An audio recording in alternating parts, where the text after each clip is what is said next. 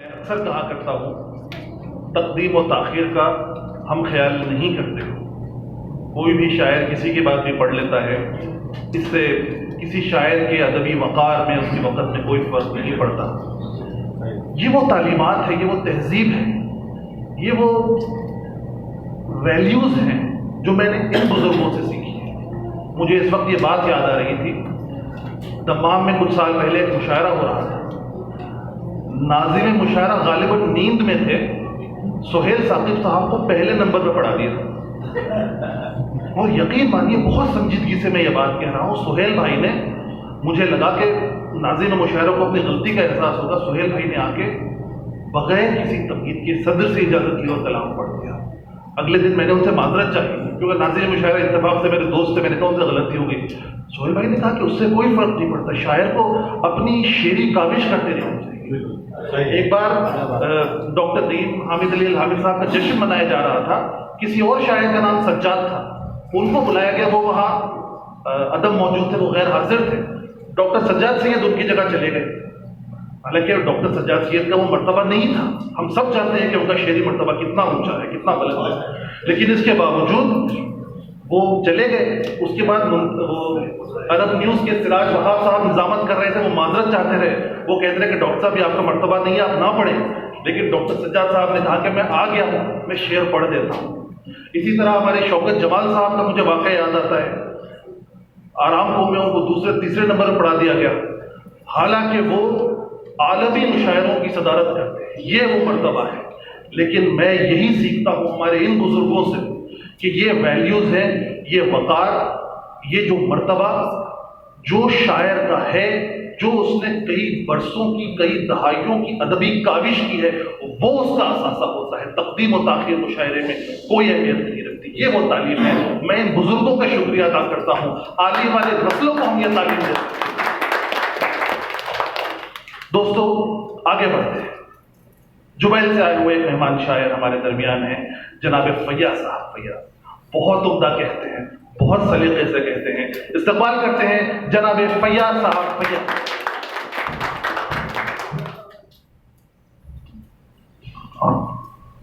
السلام علیکم۔ السلام۔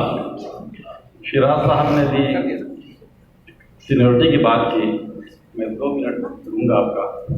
ایک بار فراق گورکھپوری ایک مشاعرے میں موجود تھے، ان کو پہلے پڑھوا دیا گیا، اور اس کے بعد ایک نوجوان شاعر، اس زمانے میں نوجوان تھے، زبیر رضوی کا نام پکارا گیا۔ جی، اب انہوں نے معذرت کی کہ بھائی میں قبلہ فراق کے بعد کیسے پڑھ سکتا ہوں۔ فراق نے کہا کہ میاں تم میرے بعد پیدا ہو سکتے ہو تو پڑھ کیوں نہیں سکتے؟ بھائی بہت عمدہ فیاض بھائی، واہ واہ واہ واہ۔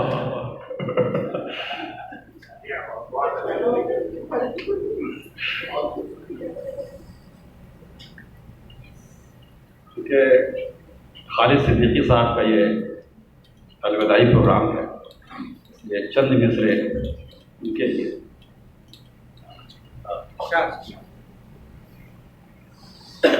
اے شاعر خود آگہی تو پے کرے علم و ہنر۔ کیا کہنا؟ اے شاعر خود آگہی تو پے کرے علم و ہنر، آباد تھا دم سے تیرے شعر و سخن کا یہ نگر۔ تو خالد صدیق ہے، تو ہے امام فکر و فن۔ تو خالد صدیق ہے، تو ہے امام فکر و فن۔ پھولوں بھرے ہو راستے جس رہ سے تیرا ہو گزر۔ پھولوں بھرے ہو راستے کیا کہنا؟ جس رہ سے تیرا ہو گزر۔ باتیں تیری ہوں گی یہاں تجھ کو کریں گے یاد ہم۔ باتیں تیری ہوں گی یہاں تجھ کو کریں گے یاد ہم۔ یہ ہے دعا فیاض کی تجھ کو ملیں شمس و قمر۔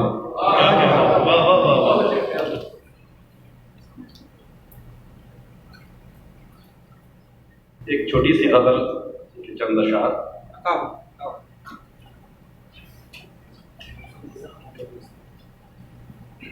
اپنی تنہائیوں کا رونا کیا، اپنی تنہائیوں کا رونا کیا، رابطے بوجھ ہوں تو ڈھونا کیا۔ کیا کہنا، اپنی تنہائیوں کا رونا کیا، رابطے بوجھ ہوں تو ڈھونا کیا۔ بات یہ سچ ہے دل تو ٹوٹا ہے، بات یہ سچ ہے دل تو ٹوٹا ہے، آنسوؤں سے زمین بھگونا کیا۔ کیا کہنا، آنسوؤں سے زمین بھگونا کیا۔ اس سے بچھڑے تو ایک یگ بیتا،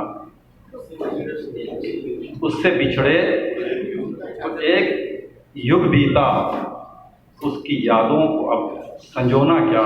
کیا کہنا فیاض بھائی، واہ واہ واہ۔ بچھڑے، اس سے بچھڑے تو ایک یگ بیتا، کیا کہنا، اس کی یادوں کو اب سنجونا کیا۔ واہ واہ واہ واہ واہ۔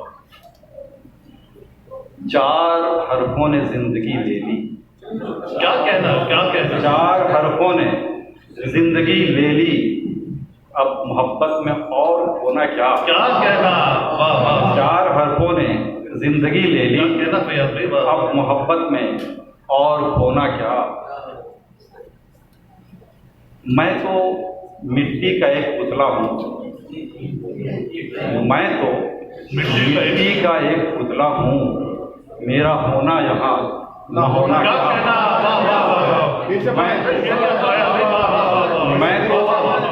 واہ واہ۔ میں تو مٹی کا ایک پتلا ہوں، میرا ہونا یہاں نہ ہونا کیا۔ بات کہیے فیاض بھائی، واہ واہ واہ۔ اور مستے کا شعر ہے کہ آؤ فیاض آج طے کر لیں، کیا کہنا، آؤ فیاض آج طے کر لیں، کاٹنا کیا ہے اور بونا کیا۔ آؤ فیاض آج طے کر لیں، کاٹنا کیا ہے اور جس بونا سلیقے سے کیا۔ کہا تھا، واہ واہ۔ اپنی تنہائیوں کا رونا کیا، راستے بوجھ تو ڈھونا کیا۔ پڑے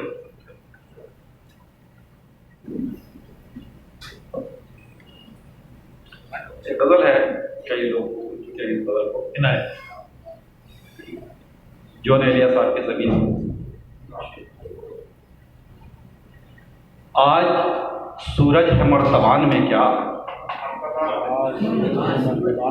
آج سورج ہے مرتبان میں کیا، دھوپ بیٹھی ہے سائبان میں کیا۔ آج سورج ہے مرتبان میں کیا، دھوپ بیٹھی ہے سائبان میں کیا۔ کوئی کھڑکی نہ کوئی دروازہ، کوئی کھڑکی نہ کوئی دروازہ، کوئی رہتا بھی ہے مکان میں کیا، کوئی رہتا بھی ہے مکان میں کیا۔ تیر کیوں کر لگا نہیں مجھ کو، تیر کیوں کر لگا نہیں مجھ کو، نقش تھا کچھ تیری کمان میں کیا۔ کیا کہنا فیاض بھائی، واہ واہ واہ۔ تیر کیوں کر لگا نہیں مجھ کو، نقش تھا کچھ تیری کمان میں کیا۔ کیوں نہیں حوصلہ دکھاتے ہو، کیوں نہیں حوصلہ دکھاتے ہو، ٹوٹی تلوار ہے میان میں کیا۔ کیا کہنا سر، واہ واہ واہ۔ کیوں نہیں حوصلہ دکھاتے ہو، ٹوٹی تلوار ہے میان میں کیا۔ اور ایک تقدم کا شعر،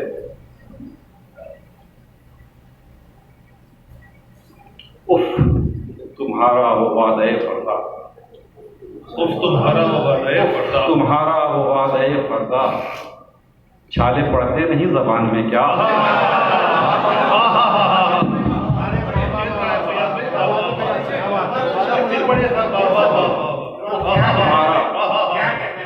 تمہارا وہ وعدہ فردا، چھالے پڑتے نہیں زبان میں کیا۔ تمہارا وہ وعدہ فردا، چھالے پڑتے نہیں زبان میں کیا۔ اور چاہتا جس قدر ہے وہ تجھ کو، چاہتا جس قدر ہے وہ تجھ کو، کوئی چاہے گا اس جہان میں کیا، کوئی چاہے گا اس جہان میں کیا۔ ایک شعر چھوٹ گیا تھا کہ کوئی پتا یہاں نہیں ہلتا، کوئی پتا یہاں نہیں ہلتا، سنتری بیٹھے ہیں مچان میں کیا، سنتری بیٹھے ہیں مچان میں کیا۔ اور یہ تضمین کا شعر کہ راستہ بس اسی کا تکنا کیوں، راستہ بس اسی کا تکنا کیوں، ایک ہی شخص تھا جہان میں کیا، راستہ بس اسی کا تکنا کیوں، ایک ہی شخص تھا جہان میں کیا۔ اب اتنا آپ نے سن لیا تو مقطع بھی برداشت کر لیں کہ چل اے فیاض یہ بتا سب کو، چل اے فیاض یہ بتا سب کو، تیری گزری ہے جھوٹی شان میں کیا کہنا۔ واہ واہ واہ،